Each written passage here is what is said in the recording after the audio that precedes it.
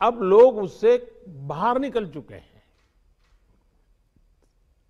ये अच्छी स्थिति है, लेकिन केयरलेस न हो जाए ये भी हमें चिंता करनी है।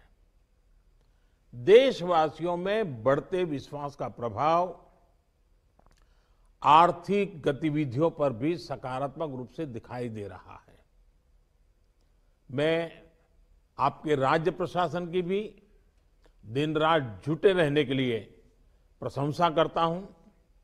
साथियों, अब हमारा देश कोरोना के खिलाफ लड़ाई में एक निर्णायक चरण में प्रवेश कर रहा है। ये चरण है वैक्सीनेशन का। जैसे यहां जिक्र हुआ, 16 जनवरी से हम दुनिया का सबसे बड़ा टीकाकरण अभियान शुरू कर रहे हैं।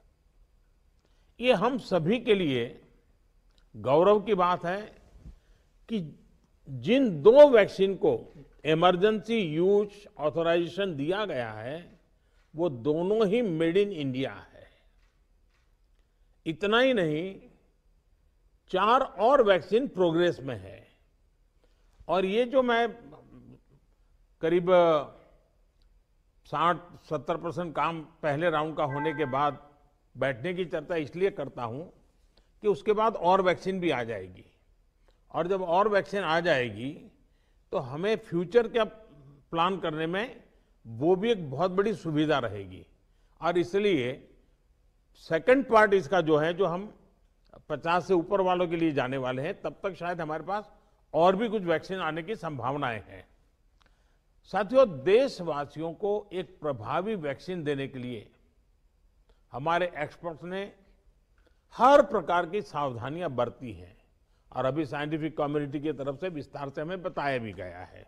और आपको मालूम होगा, मैं इस विषय में जब भी मुख्यमंत्रियों के साथ बात हुई, मैंने हमेशा एक ही जवाब दिया था कि इस विषय में हम जो भी निर्णय करना होगा वो साइंटिफिक कम्युनिटी जो कहेगी वो ही हम करेंगे।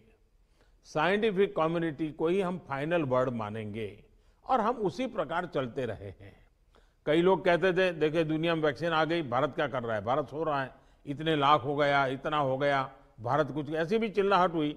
लेकिन फिर भी हमारा मत था कि ये साइंटिफिक कम्युनिटी और जो इसके लिए जिम्मेवार लोग हैं उनकी तरफ से जब आएगा तभी हमारे लिए उचित होगा, और हम उसी दिशा में चले हैं।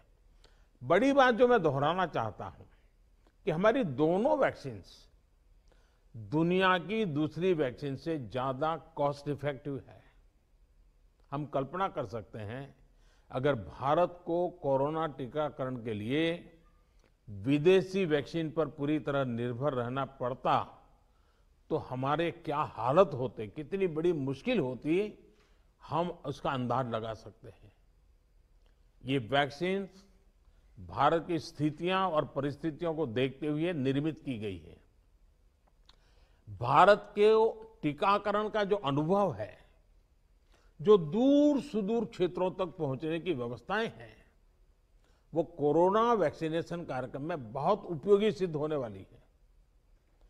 साथियों, आप सभी राज्यों के साथ सलाह मशवरा करके ही ये तय किया गया है कि टीकाकरण अभियान की शुरुआत में किसे प्राथमिकता दी जाएगी। हमारी कोशिश सबसे पहले उन लोगों तक कोरोना वैक्सीन पहुंचाने की है जो देशवासियों की स्वास्थ्य सुरक्षा में जुटे हुए हैं, जो हमारे हेल्थ वर्कर्स हैं, सरकारी हो या प्राइवेट, पहले उनको टीका लगाया जाएगा। इसके साथ साथ हमारे जो सफाई कर्मचारी हैं, दूसरे फ्रंटलाइन वर्कर्स हैं, सैन्य बल है, पुलिस और केंद्रीय बल हैं, होमगार्ड है, डिजास्टर मैनेजमेंट वॉलेंटियर समेत तमाम सिविल डिफेंस के जवान हैं, कंटेनमेंट और सर्वेलेंस से जुड़े रेवेन्यू कर्मचारी हैं, ऐसे साथियों को भी पहले चरणों में टीका लगाया जा रहा है। देश के अलग अलग राज्यों के हेल्थ वर्कर्स, फ्रंटलाइन वर्कर्स की संख्या देखें तो एक करीब करीब 3 करोड़ होती है। ये तय किया गया है कि पहले चरण में इन 3 करोड़ लोगों को वैक्सीन देने के लिए जो खर्च होगा वो राज्य सरकारों को वहन नहीं करना है, भारत सरकार इसको वहन करेगी। साथियों, वैक्सीनेशन के दूसरे चरण में, वैसे एक प्रकार से वो तीसरा चरण हो जाएगा, लेकिन हम अगर इन 3 करोड़ को एक माने तो दूसरा चरण 50 वर्ष से ऊपर के सभी लोगों को और 50 वर्ष से नीचे के उन बीमार लोगों को जिनको संक्रमण का सबसे ज्यादा खतरा है, उनको टीका लगाया जाएगा। आप सभी परिचित हैं कि बीते कुछ हफ्तों में जरूरी इंफ्रास्ट्रक्चर से लेकर लॉजिस्टिक तक की तैयारियां सभी राज्यों और केंद्र शासित प्रदेशों के साथ विचार विमर्श करके, लगातार मीटिंगें करके, मॉड्यूल्स बना करके इसको पूरा किया गया है। देश के लगभग हर जिले में ड्राई रन्स भी पूरे हो चुके हैं।